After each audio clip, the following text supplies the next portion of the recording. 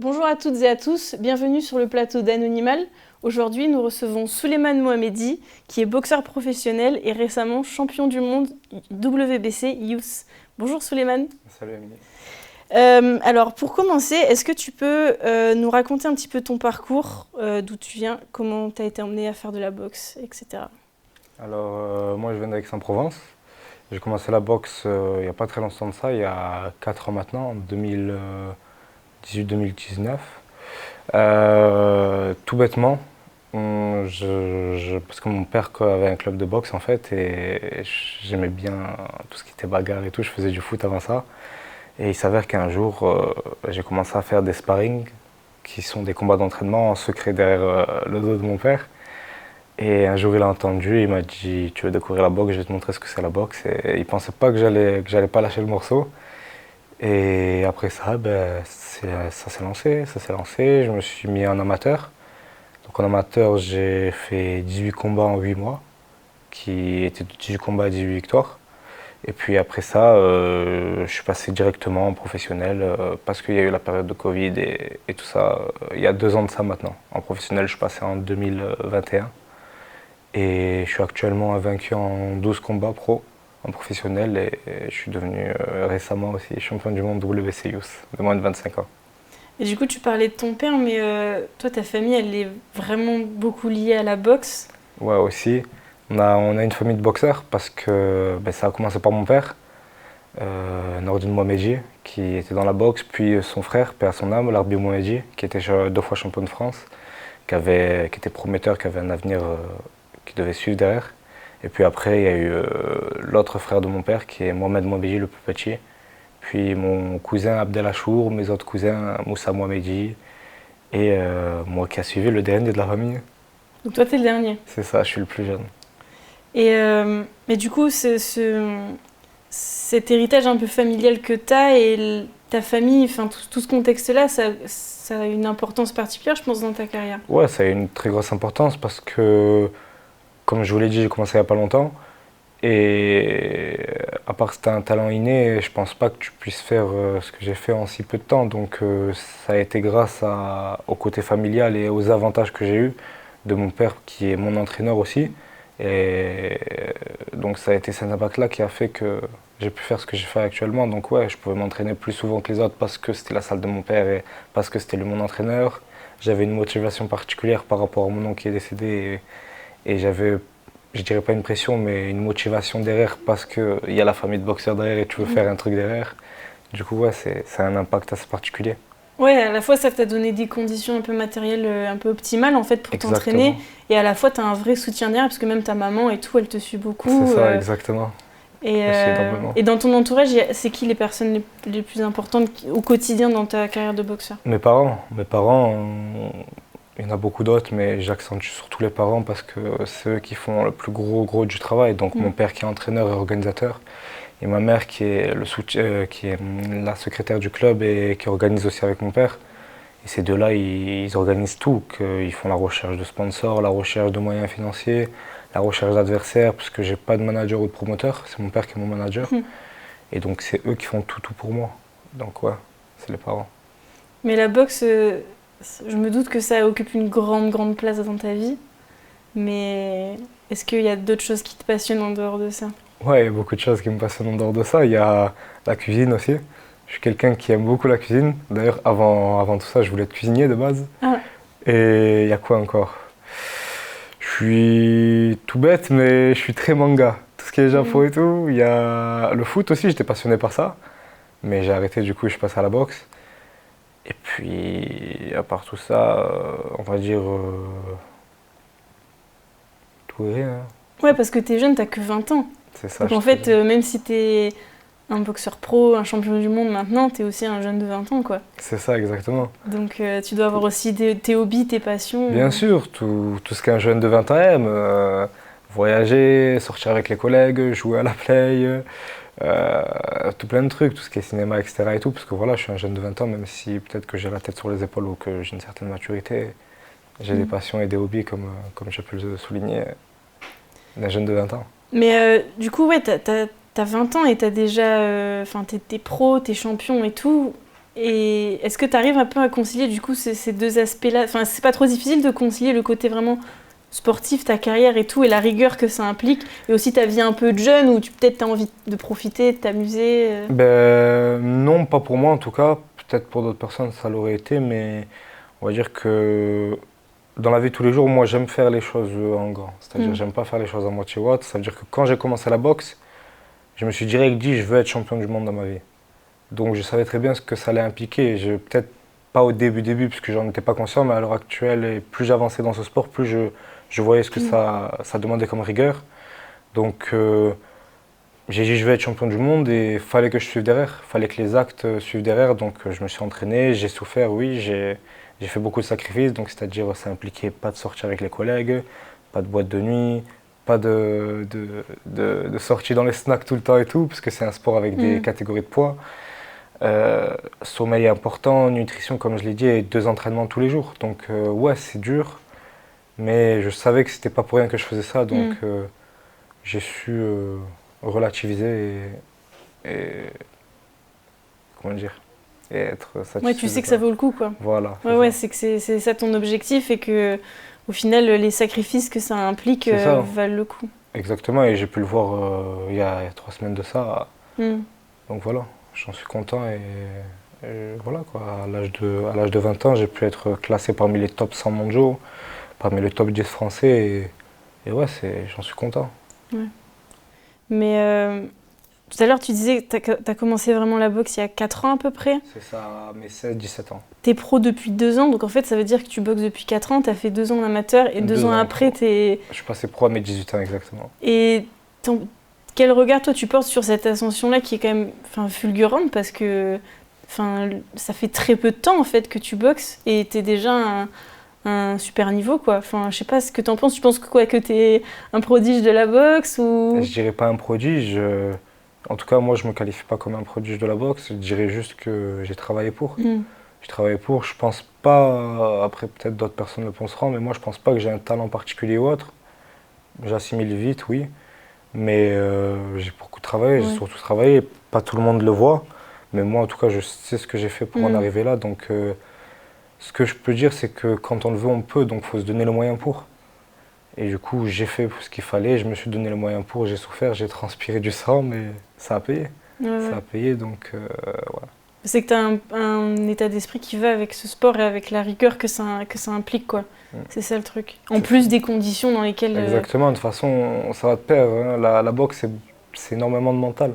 C'est énormément de mental parce qu'il faut tenir le coup. Quand tu manges pas, quand malgré ne pas manger, tu dois faire des sparring, donc des combats d'entraînement, que tu dois courir tous les jours, que tu dois faire des entraînements durs où tes bras ils sont tétanisés, où tu transpires, des fois tu vomis, des fois tu saignes. Donc ouais, si t'as pas le mental, je pense pas que ça va suivre dans la boxe. Et la maturité dont tu parles aussi. Aussi, parce que après ça va avec, c'est de pair. La boxe c'est une école de vie, donc ça te fait mûrir et ça te donne cette maturité-là. Et justement, est-ce que tu as, je pense, des boxeurs qui t'inspirent?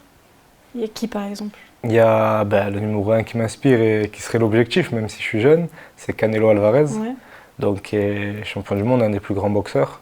Ça a toujours été lui qui m'a inspiré. Khabib aussi Nurmagomedov, qui n'est pas dans la boxe anglaise mais dans le MMA, qui m'inspire aussi. Après, il y en a plein d'autres, mais on va dire ceux qui m'inspirent beaucoup, c'est Khabib et Canelo. Après, il y en a énormément. Moi, je suis quelqu'un qui regarde un peu de partout, c'est-à-dire je m'inspire un peu de tout le monde parce que j'aime avoir une boxe variée. Comme je peux m'inspirer de Mike Tyson, comme de Canelo, comme de Lomachenko, ça veut dire que c'est des boxes complètement opposées. Mais voilà, je regarde un peu tout le monde, que ça soit... Voilà, j'ai pas cité tout le monde, mais je regarde beaucoup et mes principales c'est eux deux. Et pourquoi Canelo en particulier? Pourquoi Canelo en particulier? C'est quoi qui te plaît? C'est son style? C'est ça, son style en fait. Quand j'ai commencé la boxe, en fait, je l'ai découvert ce boxeur-là 1 an après avoir boxé. Ça veut dire que je connaissais pas Canelo avant. Je connaissais tout ce qui est Floyd Mayweather et tout comme tout le monde, mais dès que j'ai vu Canelo boxer, j'ai dit waouh.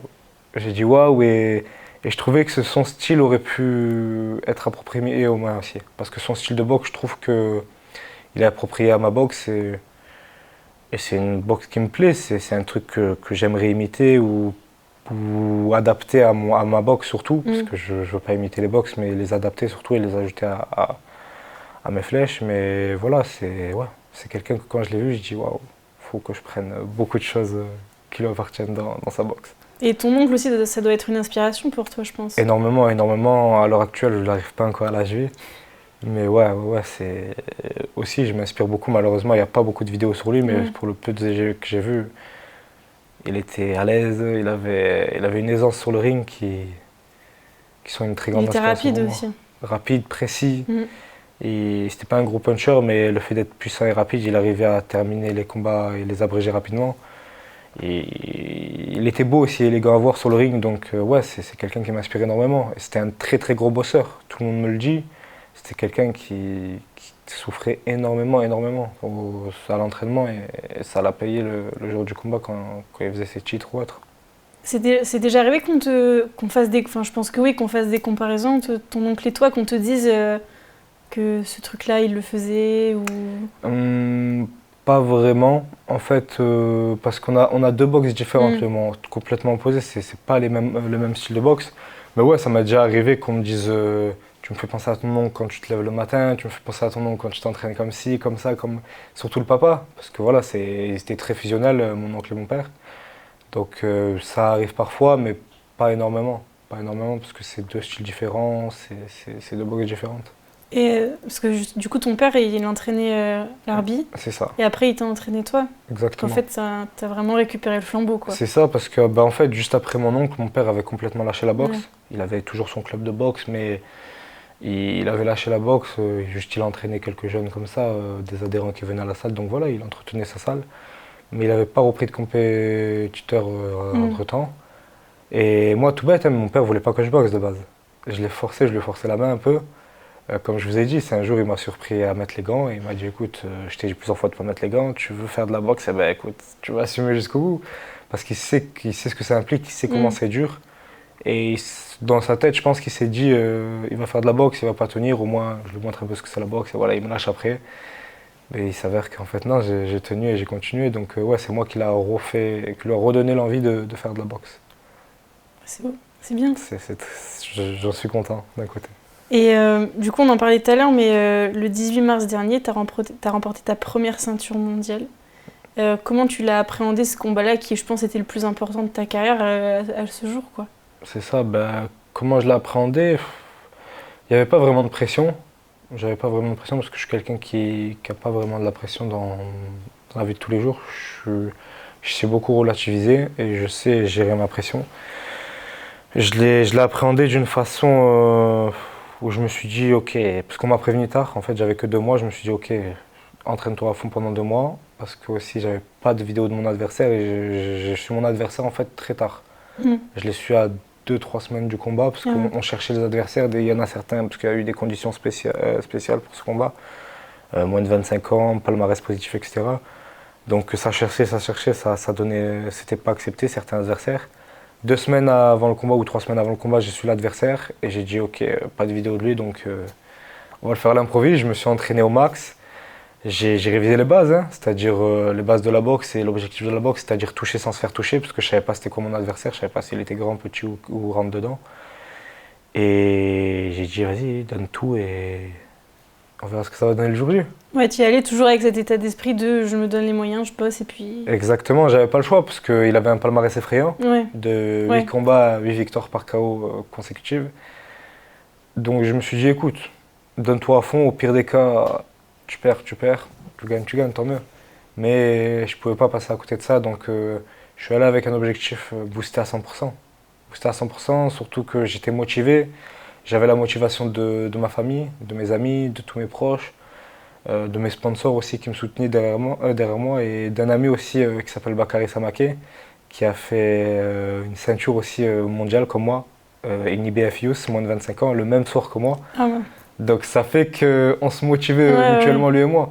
On a à peu près le même âge, il a juste 1 an de moins que moi. Il est du coin aussi? Il est de Paris lui. Ah, il est à Paris. C'est opposé, on va dire, c'est un peu la star de Paris.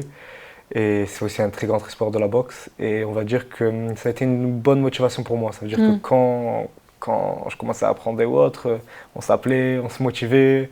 Et c'était notre soir à lui et moi, donc on ne pouvait pas rater ça. Donc ça a été aussi un impact aussi, en dehors de mes parents et tout. Donc voilà. Ouais, il y avait une émulsion en plus avec ton pote, quoi. C'est ça, voilà, on s'est dit, il faut la ceinture, il faut qu'on la ramène, et voilà, c'était l'objectif. C'était notre premier titre. On s'est promis d'être champion du monde ensemble, donc on a dit, ok, c'est la première ascension. Ah, voilà, ça tombait nickel, là. Voilà, c'est ça, c'est la première ascension, donc voilà. Et tout à l'heure, tu parlais d'un truc intéressant. Tu disais que tu as su ton adversaire peu de temps avant. Et en fait, c'est ton club qui a organisé cet événement-là. Et du coup, toi, tu as été aussi impliqué un peu dans la partie organisation. C'est ça, parce qu'en fait, c'est mes parents, comme je vous l'ai dit juste avant, qui organisent tout ça. Et même si malheureusement, je n'ai pas à m'impliquer là-dedans, parce que je suis boxeur pro, normalement, je dois juste me concentrer sur ma préparation, mais je ne peux pas trop laisser de pression à mes parents. Et ils font déjà assez comme ça pour moi, et des fois, ils veillent jusqu'à 3 heures du matin et tout. Donc si je peux les aider, même ne serait-ce qu'un petit peu, et leur enlever une petite pression, je les aide. Donc ouais, je les aide comme je peux, avec mes moyens. Des fois, je passe des coups de fil à gauche, à droite. J'essaie de les aider pour l'organisation, pour la mise en place de certaines choses. Et du coup, oui, je participe un peu pour l'organisation de mes parents. Ouais. Mais c'est pas compliqué de devoir concilier un peu ce côté de ta préparation vraiment sportive et aussi devoir gérer un peu l'organisation, c'est... Ouais, c'est dur. J'en ai l'exemple avec mon cousin Abdelachour, qui est organisateur aussi, et boxeur pro, qui a fait ça 3 fois. 3 fois où il était organisateur et boxeur. Ah ouais. Donc ça a été très dur pour lui, donc j'ai pu voir un peu la pression que ça mettait. Donc ouais, c'est pas facile du tout, mais on n'a pas le choix. J'ai pas le choix, je peux pas laisser mes parents gérer ça tout seul. Je fais pas autant de travail que sur l'organisation, mais je les aide un peu et je peux pas, je vais culpabiliser sinon si je les laisse comme ça. Et du coup, on parlait tout à l'heure de comment tu te sentais avant le combat, enfin les jours avant et les semaines avant, et le soir même, du coup ça s'est passé au Pasino, dans les vestiaires, au moment de monter sur le ring et tout, était dans quel état d'esprit? Toujours dans le même ou est-ce que ça avait bougé un peu? En fait, c'est simple, je vais vous expliquer un peu comment ça se passe. Moi, avant les combats, on va dire la semaine du combat, j'ai 3 phases. La première, c'est arriver à mes jours de repos, qui se font le jeudi. Donc, je m'entraîne encore la dernière semaine jusqu'à mercredi. Après, je me repose jeudi et vendredi. Donc ça, c'est la première phase. Dès que ça s'est fait, bam, première pression qui est évacuée. La deuxième phase, qui est la pesée. Donc dès que j'ai la pesée qui est faite, hop, deuxième pression qui est évacuée, c'est-à-dire que je peux manger, recharger les batteries, etc. Et en même temps, ça m'a permis de voir mon premier adversaire, donc le premier regard, la première impression de l'adversaire et tout, et la première tension et tout, donc ça. Et ensuite, la dernière phase qui est le jour J du combat, où je commence à rentrer dans ma bulle, où je commence à m'entraîner, faire ma petite routine, mon petit stretching, tout ça et tout, petit réveil musculaire, et après, voilà, je regarde un peu les lieux du combat, la salle, le ring. Et après, bam, je rentre dans ma bulle, mes bandages, ma chauffe, mes révisions, et on monte sur le ring avec aucune pression et serein. Ouais, pareil, confiant toujours. C'est ça, toujours confiant parce que je travaille, je m'entraîne et je souffre tellement à la salle que je me dis qu'est-ce qui peut m'arriver. Si jamais je perds, c'est que le mec a été meilleur que moi, il s'est entraîné plus que moi, ou il était 2 fois plus fort que moi. Donc j'ai rien à regretter parce que je sais que je me donne et que je monte à 100% sur le ring. Ouais, moi je vois ce que tu veux dire. En fait, tu te dis que tu bosses pour, donc il n'y a pas de raison que ça le fasse pas. C'est ça. Et que si ça le fait pas, ce sera une raison de plus pour bosser encore plus. Exactement, après, j'ai pas peur de perdre, comme je le dis. Donc si jamais je dois perdre, c'est que voilà. C'est que le mec il était meilleur que moi et ça m'apprendra. Je devrais travailler plus, 2 fois plus, je devrais me lever peut-être plus tôt, je devrais perdre plus de poids, je sais pas. Mais ouais, il n'y a pas de pression, j'ai confiance en mon travail. J'ai confiance en mon travail, donc ouais. Je pense que cet état d'esprit-là, il te réussit en tout cas, parce que ça a l'air de bien marcher. Mais moi qui t'ai vu sur plusieurs combats, c'est vrai qu'il y a tout un processus avant que tu montes sur le ring où vraiment on voit que des heures avant, tu es déjà dans ta bulle avec ta musique. En plus là, dans le vestiaire, tu étais avec ton cousin Abdel, donc ça. Forcément vous rigolez et tout. C'est ça, faut être un peu léger, faut pas être trop tendu, faut savoir relâcher entre les deux. Faut avoir un juste milieu en fait. Aussi bien tendu que détendu. C'est la base de la boxe. Détendu à l'extérieur et tendu à l'intérieur. Et quand tu étais sur le ring, pendant le combat, maintenant, quel regard tu portes sur ce combat-là? Comment tu te sentais à ce moment-là? Est-ce qu'il y a des moments que tu as senti où c'était des tournants dans le combat ou... En première vue, déjà, personnellement, je trouve que j'ai fait un bon combat. J'ai pris tous les rounds, j'ai pas pris de coups violents ou autre. Je suis rentré comme ça et je suis ressorti comme ça, donc c'est le plus important. J'ai géré le combat, j'ai dominé l'adversaire de A à Z, donc premièrement, j'ai bien géré le combat. Un peu dégoûté parce que quand j'ai regardé le combat et bon, de moi-même je l'ai vu au combat, je sais que je peux faire plus. Mm. J'ai pas eu le temps de bien me préparer, même si je me suis préparé 2 mois à fond, j'aurais pu me préparer mieux. Et je l'ai touché 2 fois, mais j'ai pas pris les risques d'essayer de finir l'adversaire parce qu'il avait une sacrée frappe. Et je me suis dit, premier titre, il n'y avait pas une pression, mais il y avait quand même un public derrière, donc il fallait que je ramène la ceinture. Et du coup, voilà, j'ai joué la carte de la sûreté et voilà. Donc quand je regarde un peu ce qui s'est pas ce combat, ben, je me dis que j'ai bien fait. Ouais, J'ai tu bien l'as fait. géré comme il C'est fallait, ça. quoi. J'ai pas pris de risques, j'ai joué la carte de la sûreté. Et ouais, ça va, j'ai géré le truc. Ouais, parce que enfin, comme tu disais, donc c'est Jairo Delgado, c'est un Colombien. Mm. Il avait à son actif 8 Huit quoi. combats, 8 KO. C'est ça. Donc ça peut être impressionnant. Donc tu savais que c'était quelqu'un qui allait essayer de t'envoyer des gros coups. Il a essayé de le faire. Mais le tout, c'est d'anticiper. C'est ça. Ça, je m'entraîne à la salle, je travaille beaucoup ma défense. Je pense que c'est un de mes points forts, ma défense. Donc ouais, je travaille beaucoup. Après, je m'attendais un peu à ce qu'il mette décroché large et tout, donc j'anticipais ça. Après, quelques petites stratégies, comme son bras droit, c'était son point fort, tourner sur son bras gauche, etc. et tout, des petits trucs tout bêtes, Ouais. mais qui font la différence quand même. Donc ouais, j'ai anticipé tout ça, je prenais pas de risques, je faisais pas trop la bagarre. Je l'ai fait quelques fois pour montrer que j'étais là, parce qu'il fallait pas le laisser en Mm. confiance non plus. Mais ouais, ça va, j'ai anticipé, j'ai pas pris de coups et je me suis bien méfié comme il fallait. Et dans le coin avec toi, du coup, il y a ton père qui est ton entraîneur. C'est à mon père, Mourad Chebli, qui est l'entraîneur second. Sami Pena, qui est mon cutman. Et des fois, un peu qui nous assiste de temps en temps, qui vient avec nous dans le coin, Farid Saifi, qui est le père de mon meilleur ami, Sofiane Saifi. Donc en Ok. hommage à lui, souvent, il vient dans le coin aussi. Ouais. Et juste le cutman, c'est celui qui te fait les C'est bandages, ça, celui qui fait les bandages, Ok. qui va recouvrir la plaie si jamais elle est ouverte ou autre. C'est tout ce qui s'occupe, on va dire, c'est comme le médecin de bord, on va dire, Ok. entre parenthèses. Et entre les rounds, quand tu vas dans le coin, du coup, je suppose que ton père, enfin ton entraîneur et tout te donne un peu des directives sur... Parce C'est que ça. eux, ils ont un regard plus extérieur. Exactement, c'est pas la même. Donc, il vérifie si tout se passe bien. Il va me corriger sur mes fautes, si jamais je suis bien défensivement ou offensivement. Il va regarder aussi les fautes de l'adversaire, parce que c'est pas que m'analyser moi, c'est aussi analyser Ouais. l'adversaire. Donc, ok, il va me dire, Souleymane, là par exemple, il baisse sa main gauche, envoie-lui un croche du droit. Ou je sais pas si tu as remarqué, il a peur un peu sur ça, mets-lui la pression, ou il met beaucoup de pression, recule. Il va analyser l'adversaire, donc il va me poser une stratégie, et il va aussi m'analyser moi, donc il va poser une stratégie pour moi aussi. Donc il va me corriger aussi bien moi que regarder les défauts de l'adversaire. Et avant qu'on annonce que tu avais gagné, tu le savais, tu l'avais senti que c'était bon. Ben ouais, je le savais un peu parce que voilà, on va dire, comme je dis, j'ai dominé tous les rounds. Je me suis pas pris de coups et ouais, on va dire entre parenthèses, je le savais, sans prétention ou autre, je savais que j'avais gagné le combat. Le public le savait aussi, Ouais. donc voilà. Donc ouais, je savais, mais bon après, c'est pas, il peut toujours avoir des surprises. Non, oui, c'est sûr. Donc voilà, mais ouais, Mais justement, le public, c'est un paramètre important parce que tu étais chez toi, c'était à Aix, au Pasino. c'est ça. Tu étais le premier Aixois qui combattait pour une ceinture mondiale. Donc c'était un grand jeu, tout le monde était Ouais, à fond c'était à derrière fond. toi, quoi. Ça doit te porter aussi. Ouais, énormément, énormément.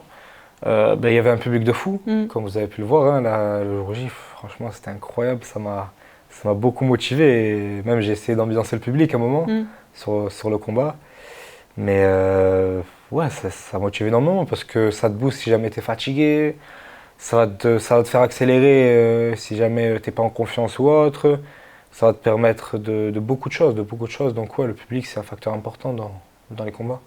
Et au moment où on dit ton nom et on te met la ceinture dessus, tu te dis quoi? Tu te dis c'est bon, je l'ai fait, j'ai... Ben ouais, on va dire, bon, c'est pas l'objectif final, donc Oui. c'est juste une échéance, c'est juste une partie de l'objectif, c'est juste un acheminement. Donc on va dire que la petite pression que j'avais, parce que oui, je suis un humain comme tout le monde, donc j'ai une pression même si je le laisse pas paraître ou Mm. j'arrive à la gérer.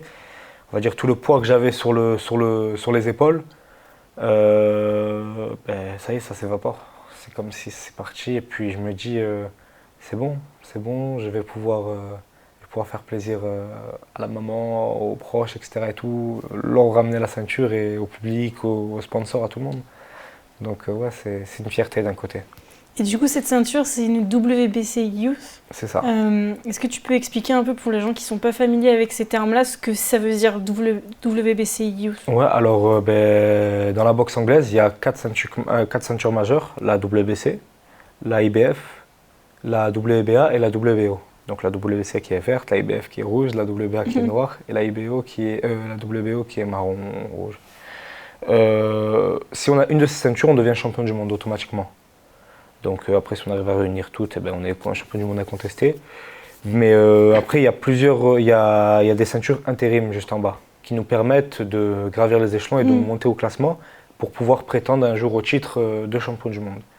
Donc comme celle-là qui est championnat du monde de moins de 25 ans, c'est une ceinture qui me permet d'être champion du monde dès moins de 25 ans, mais surtout qui me permet de monter en classement pour pouvoir prétendre plus tard à un vrai titre de champion du monde. C'est aussi un vrai titre de champion du monde, mais moins de 25 ans. Ça n'a pas autant de valeur que les titres qu'ils ont, les Canelo, les Muhammad Ali, les Mike Tyson, les Floyd Mayweather ou autres. Donc voilà. C'est le premier palier, qu'on va dire. Exactement, c'est le premier palier. Après, il y a plein d'autres ceintures. Il y a moins de 25 ans, il me semble qu'il n'y en a que deux qui existent. C'est celle-là, la WBC, la IBF, qui a fait, par exemple, ce que je vous ai dit, mon collègue Bakary Samaké. Donc il n'y en a que deux, je crois, qui existent, si je ne dis pas de bêtises. En tout cas, à ma connaissance, il n'y en a que deux. Et c'est des ceintures qui permettent de gravir les échelons et de nous monter quand même pas mal au classement. Donc après, il y a plein d'autres. Il y a les silver, il y a les intercontinentales, il y a les francophones, il y a les méditerranéennes ou autres. Et voilà, c'est d'autres ceintures, bien sûr, mais qui nous permettent de gravir les échelons et de monter en classement. Et comment ça se passe? Comment on te l'a proposé, on t'a proposé de combattre pour ça? On t'a appelé, on t'a dit... C'est mon papa qui s'occupait de tout ça, en fait, donc il y a mon manager aussi. Juste avant ce combat-là, j'avais pris un adversaire qui était plutôt coriace, qui avait un beau palmarès, qui était Johnny Navarrete, qui avait 56 combats, qui avait 30 et quelques 35 défaites, il me semble, le reste victoire et nul, qui avait affronté du beau monde quand même. Qui devait être plus âgé que toi. Qui avait 33 ans. Ah ouais. Voilà, il était du Mexique et donc il a fait plusieurs championnats du monde, etc., ou d'autres ceintures intérim ou autres. Et ça fait que quand je l'ai battu, il m'a rapporté des points, il m'a permis de pouvoir prétendre à ce titre-là, qui est champion du monde moins de 25 ans, parce que c'était un adversaire de valeur. Et puis quand j'étais en vacances, dernièrement, en janvier, mon père s'est renseigné, parce que du coup, voilà, il continue, même si j'étais en vacances, à savoir quel prochain combat je pourrais faire ou quelle échéance. Et il s'avère que quand il était au téléphone avec les gens de la Fédé, ils lui ont proposé cette ceinture qui était vacante, parce que du coup, il n'y avait plus personne qui l'avait. Et au début, je ne devais pas faire la WBC, je devais faire la IBF aussi, Youth, en 72 kilos. Mais j'ai pas pu la faire parce qu'il y a eu des petits problèmes à cause des adversaires, etc. Et tout, c'était très compliqué. Et un jour, Hossein Wishi, qui est le coprésident, il me semble, ou qui est un des représentants de la WBC, a proposé à mon père qu'elle était vacante et on l'a fait. On l'a fait, cette ceinture, et voilà. Et est-ce qu'elle va t'ouvrir aussi des portes au niveau organisation, on va dire? Est-ce que ça va te permettre d'avoir un manager ou d'avoir ta carrière plus prise en charge que maintenant? Oui, bien sûr, parce qu'on va dire que même si j'étais bon sans prétention ou que j'avais un certain classement ou autre, on va dire ça c'est un passeport. C'est ce qui confirme et qui donne de la légitimité. C'est ça, de la légitimité, parce que demain si je vais à un gros club ou si je vais voir des managers ou autres, ils vont me dire ok t'es bon mais t'as quoi comme titre? Donc voilà, que là maintenant ils vont me dire ok t'es bon, t'as quoi comme titre? J'ai une WBC Youth, ça va être un peu plus sérieux et un peu plus carré pour aller les voir, donc ouais. Ouais, ça va passer à la vitesse supérieure. Voilà, c'est ça, donc je pense que ça peut ouvrir certaines portes. Ouais. Ça peut ouvrir certaines et portes. peut-être un peu moins de galères aussi pour c'est tes ça, parents. Exactement, ça peut être moins de galères. Déjà je l'ai vu que pas mal de portes sont ouvertes là, que ce soit aussi bien au niveau sponsor ou aussi bien au niveau de plein d'autres choses, donc ouais. Ça ouvre des portes quand même et ça aide. Et toi, tes objectifs futurs, que ce soit sur le court ou le long terme, c'est quoi? Comme je l'ai dit, ça a toujours été d'être champion du monde. Encore, parce que tu l'es déjà, mais encore plus. Mais ouais, le champion du monde, pas moins de 25 ans, mais le champion du monde. C'est-à-dire les titres qu'ils ont fait, les Canelo, les Mayweather, les Mike Tyson ou autres. Donc la ceinture légitime. Ensuite, le rêve, ça serait de pouvoir le faire à maximum 25 ans. Après, si je dois le faire plus tard, je le ferai plus tard. Seul l'avenir nous le dira, mais ça serait bien de faire dans cette tranche-là, dans les 5 années à venir. Moi, ça a toujours été le but et l'objectif d'être champion du monde entre 20 et 25 ans. Donc voilà, on lance pas la charrue avant les bœufs, bien sûr, je suis jeune. J'ai encore beaucoup de choses à apprendre, beaucoup de maturité. J'ai pas ma force complète et en face c'est des hommes et des personnes qui ont énormément d'expérience et de force en face. Donc on va faire ça doucement, step by step, comme on dit. Et on va essayer d'être champion du monde. Hein. Et la ceinture, tu vas la défendre Si tout va bien, ouais, je devrais la défendre. Parce qu'on nous a dit que si je défendais la ceinture, ça pouvait me faire monter encore un peu en classement. Je devrais la défendre et après on voit si on passe à un palier au-dessus ou autre. De toute façon, c'est mon père qui gère tout ça. Et ouais, si tout va bien, je devrais la défendre en septembre, novembre à Aix-en-Provence ou autre. À voir, je sais pas encore. Donc on va voir. Et une interview qu'on avait fait ensemble, déjà, tu me disais que tu voudrais aller à l'étranger. Ça, c'est toujours l'un de tes plans? Bien sûr, c'est toujours le même plan, parce que si je veux réussir, faut pas que je reste ici. Et je pourrais pas réussir en France, malheureusement, parce que la boxe, c'est pas du tout médiatisé en France. Comme je l'ai déjà dit dans les interviews et tout, la boxe, c'est pas le top ici. On peut le voir pour beaucoup de personnes. Pour beaucoup de boxeurs français ou autres, ça se passe pas ici, ça se passe aux États-Unis, ça se passe en Angleterre. Un exemple tout bête, c'est comme si jamais je voulais ramener du foot, aux États-Unis. Ouais. Ça marcherait pas. C'est pas un sport qui marche là-bas. Eh ben, c'est pareil ici. Ici, c'est pas vraiment un sport. Ça commence à être médiatisé un peu avec le MMA, mais c'est pas vraiment le top, que ce soit aussi bien au niveau financier que médiatique. Donc, si on veut réussir, il faut aller à l'étranger, c'est-à-dire Angleterre ou États-Unis, et c'est là-bas où il y a les meilleurs boxeurs. De toute façon, si on veut avoir des chances, c'est où il y a les meilleurs promoteurs ou autres. Oui, parce que tout à l'heure, quand on parlait des boxeurs un peu qui t'inspirent, t'as pas cité de boxeurs français. Il y a des boxeurs français aussi qui sont pas mal, mais la crème de la crème, voilà, c'est aux États-Unis. Il y a Nordine Oubaly, il y a Arsène Goulamirian, il y en a plein. Qui s'est entraîné avec toi aussi. Qui s'est entraîné aussi à notre club, on s'est entraîné ensemble, une très bonne personne. Il y en a plein de boxeurs qui m'inspirent, que ce soit même de mon niveau ou autre, parce que moi je ne m'arrête pas qu'aux boxeurs qui sont au-dessus de moi, il y a même des boxeurs qui vont être au même niveau que moi, ou peut-être même un peu plus bas, sans prétention, qui m'inspirent aussi. Moi je regarde tout parce qu'il y a à apprendre de partout. Que ce soit aussi bien des mecs plus expérimentés que moins expérimentés que moi, donc oui, mais il y en a tellement que je ne peux pas les citer en fait. Donc voilà. Donc en gros, les prochains objectifs, c'est défendre la ceinture et aller à l'étranger. C'est ça, défendre la ceinture, monter en classement. Et puis par la suite, grâce à ça, aller à l'étranger. Et après être le champion du monde. Et après devenir champion du monde. L'objectif principal et le rêve que j'ai promis à tout le monde. La promesse que j'ai faite à tout le monde. Bah écoute, on te le souhaite en tout cas. Est-ce que tu as quelque chose à dire ou à rajouter avant qu'on je remercie tout le monde. Je vous remercie énormément aussi vous parce qu'il ne faut pas oublier que vous nous faites à chaque fois et je tiens à vous remercier énormément des magnifiques reportages. Vous nous avez fait déjà 3 vidéos. Donc la première, c'était le premier reportage. La deuxième qui était l'hommage des 2 motivations que j'ai. Et la dernière qui a été le récap du combat. Donc toutes 3 magnifiques qui a plu à énormément de personnes. Donc je tiens à vous remercier vous aussi. Tous mes sponsors, le Pasino pour ce magnifique gala, mes parents et toute ma famille, et puis le public aussi, que ce soit à tout Aix, c'est-à-dire toutes les personnes qui sont venues me soutenir, du centre-ville, du quartier Zac, Jup, Corcy ou autre, et toutes les personnes qui me soutiennent de loin ou de près, que ce soit à l'étranger ou dans toute la France. Donc je vous remercie tous. Merci à toi en tout cas d'être venu, et écoute, je te souhaite, toute l'équipe d'Anonymal te souhaite de réaliser tous tes objectifs et on te suivra de près ou de loin, peu importe où tu seras. Merci beaucoup. Merci beaucoup. Merci à vous de nous avoir suivis et à bientôt sur Anonymal.